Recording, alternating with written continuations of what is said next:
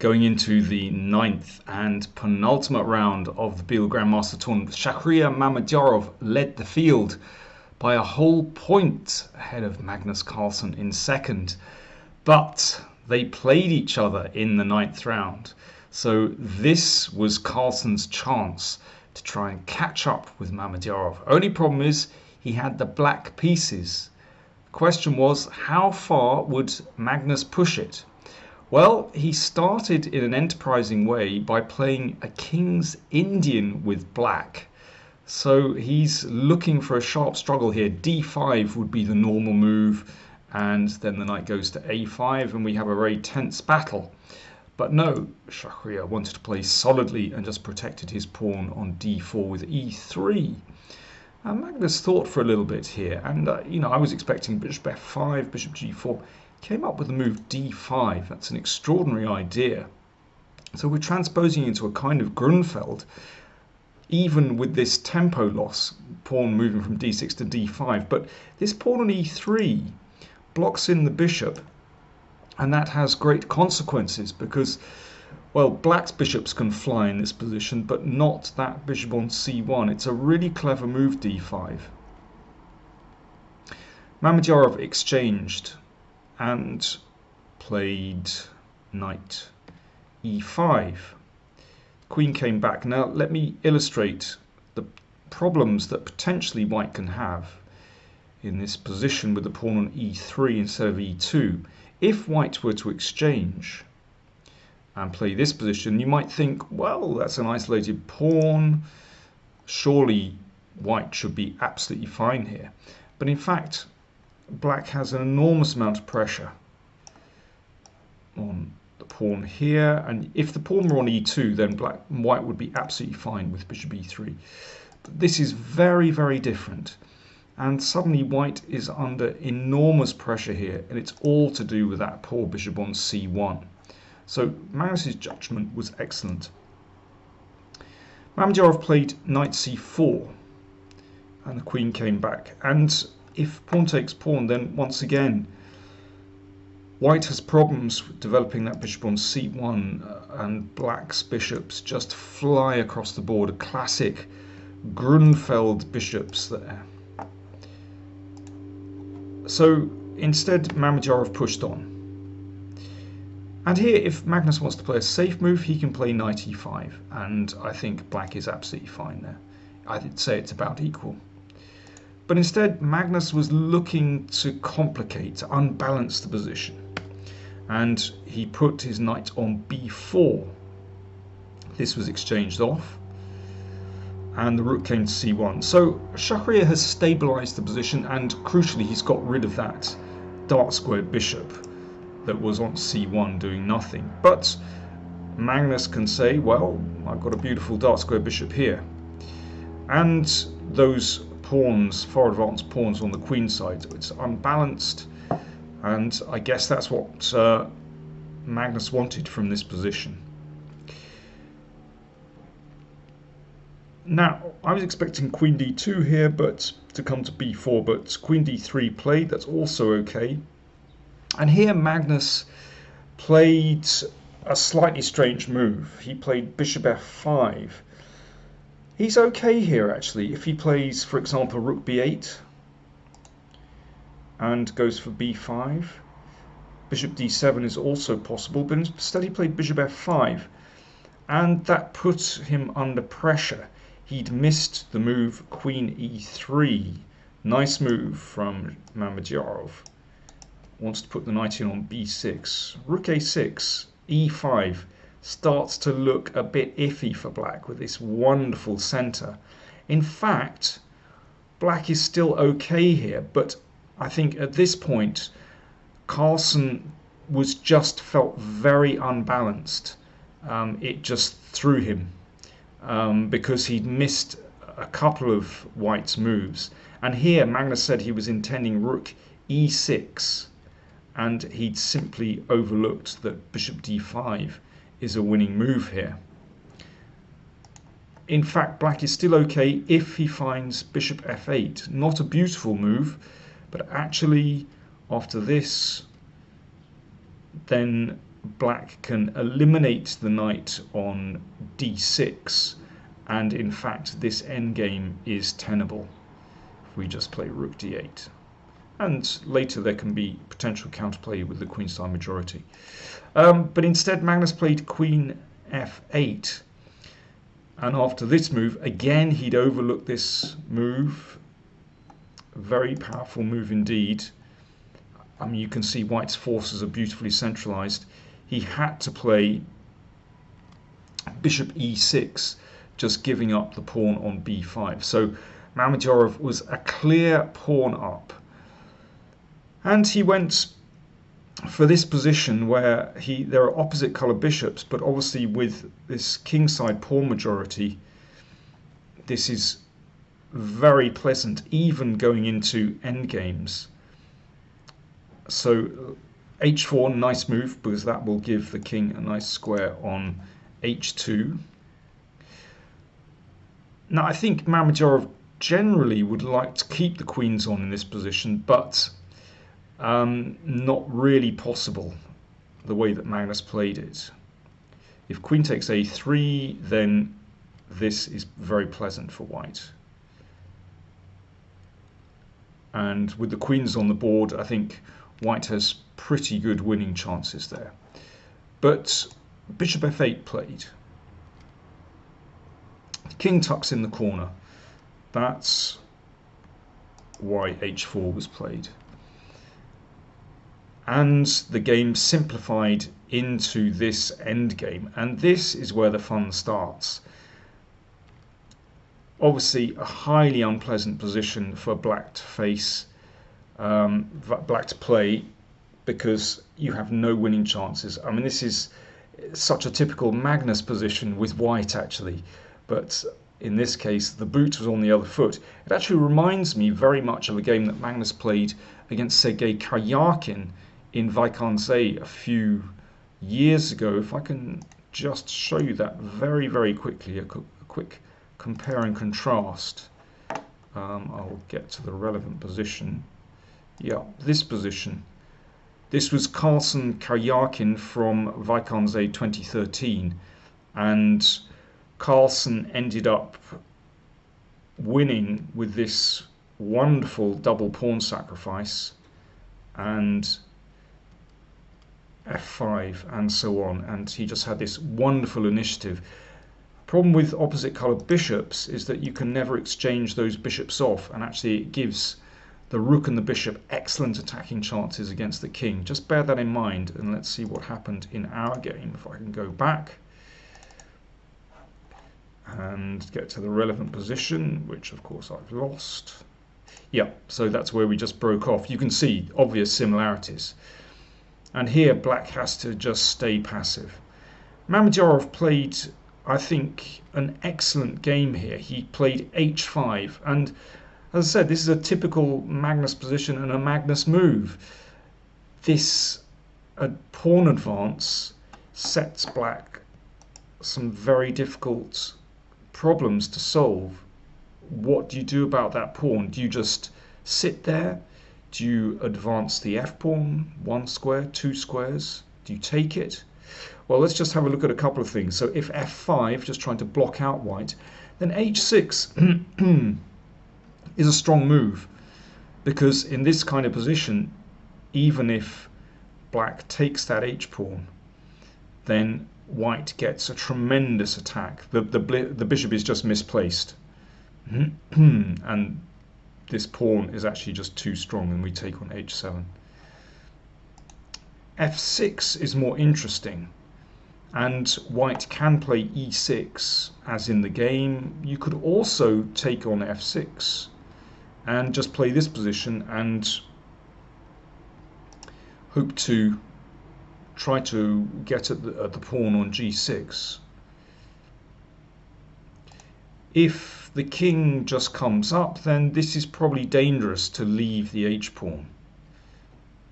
And with that pawn on h6, one feels that at some point black is going to suffer in the defense. So Magnus played, I think, a very good move here actually. It's a brave move. He just took that pawn. Now if you think back to his game against Karyakin, he knows very well how strong that pawn duo is, but I think he was absolutely right to go for this, just eliminating that h-pawn, which is very, very dangerous. And now he has to blockade. If white gets in f6, then this is absolutely horrendous. You've got to do this. And e6 from Mamedyarov. So although this looks terrifying to give your opponent a protected passed pawn, in fact, you know, there's a blockade on the dark squares, but obviously highly unpleasant to defend this. It's like the sword of Damocles is hanging over your head the whole time.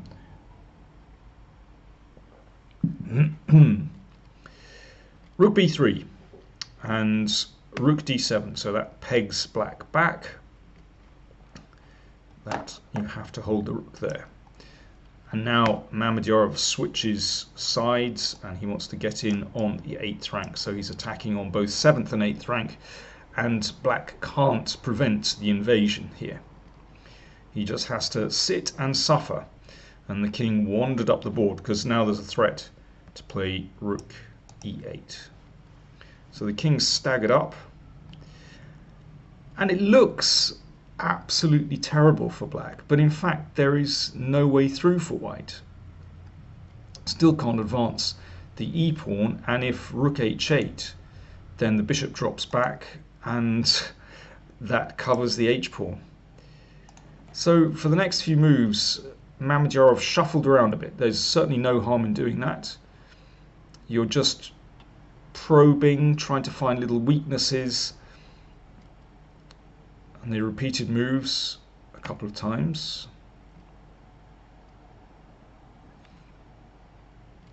And then progress, rook b7. So now it's clear in his mind what he has to do. He moves forward again, a little bit of progress. Black has to exchange. And pawn takes doesn't really help because, in fact, well, pawn takes, of course, loses the bishop straight away.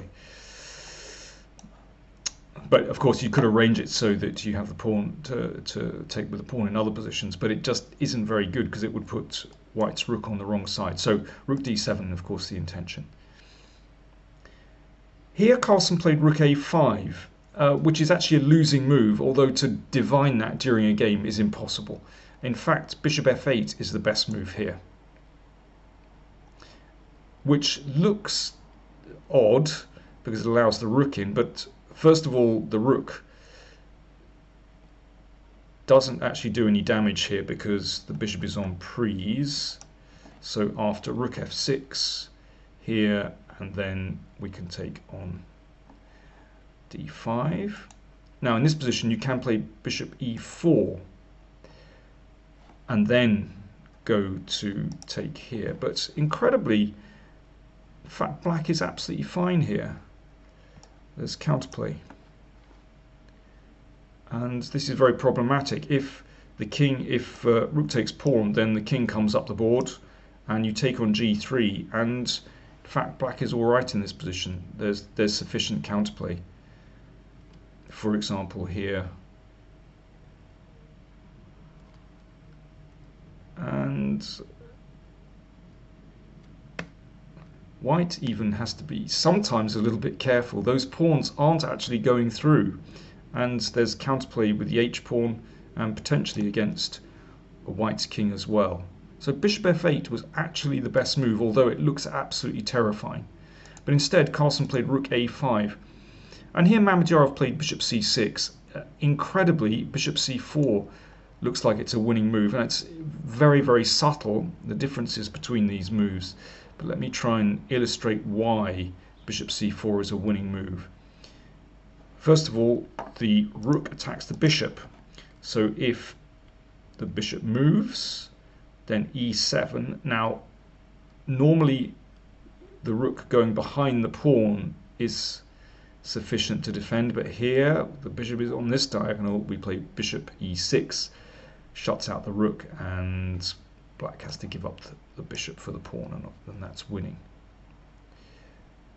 In this position, another defense could possibly be to give up the bishop instead and play here this ending of rook and 3 against 1, which in many cases is good enough for a draw. But in this particular case, bishop d3 is deadly, because you can already take on h7, and even then you come back, check on g7, check on g6, and this is winning for white. So it's a very unfortunate placement of black's pieces.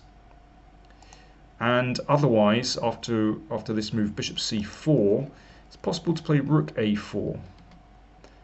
Sorry, let's just slow down a bit. Rook a4, and then rook takes bishop. And this endgame is still very, very complicated, but basically it's winning because black is unable to take this pawn because of the threats with the e-pawn. Yeah, I don't have time to go into the details of that, but anyway, bishop c4 is incredibly a winning move. Bishop c6 was played, also extremely dangerous. When you look at this and you think, black is in huge trouble. Here, a very pragmatic way to play is rook takes f5, allowing the pawn to march on and playing this endgame. Now, here there's no bishop e4. Black has a whole move to get away. Let's say rook here. And obviously bishop e4 can be met by f5. After game, Carlsen thought that this was probably good enough to draw, but I can understand his reluctance to go in for this because white can play for, well, 50 moves at least, possibly longer, and indeed it could easily end up in rook and bishop against rook. So Carlsen was looking for something clearer than that. He was hoping to resolve things. So instead he played rook e5. Now if rook takes pawn, again this looks as though white should be winning this position. But in fact, black is able to get counterplay. Not with rook takes f5 because e7 is a winning move. But bishop d6, and we're going to once again attack the g3 pawn. And it's very hard for white to roll those pawns forward, incredibly. And the king needs to escape from the corner here. And then after this move, h4, black has counterplay. And it's very hard to advance those pawns successfully. It's extraordinary. So Mamedyarov played instead king h4. So he wants to shut out black's king, making sure it's going to have to go backwards when he takes on f6. So that's a very understandable move. And here, well, rook takes f5, bishop e4 is a winning move. That shows you another point to king h4, that it's going to be mate on h7.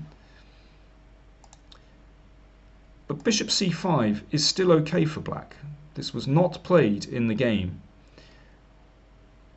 Again, it seems extraordinary that black can hold on in this position, but in fact it's really hard to advance these pawns, and black does have some counterplay. Can't advance this straight away because this is on prise, and otherwise this bishop is coming round here, so g4 and a check, another check, and the bishop comes to this excellent diagonal. And this is probably still a draw, incredibly. Let's go back. Unfortunately, in this game, after almost 6 hours play, Carlsen cracked. He played bishop c1. He wants to play bishop g5 in some cases, but e7 wins on the spot, and that's the move that Shahriar Mamedyarov played, and Carlsen slumped in his chair, slumped forward. He couldn't believe it, that he'd made this terrible blunder. The pawn is going through. So he resigned here, and that means that Shahriar Mamedyarov wins the Biel Grandmaster tournament by well, at the moment, going into the final round, he has a lead of 2 clear points.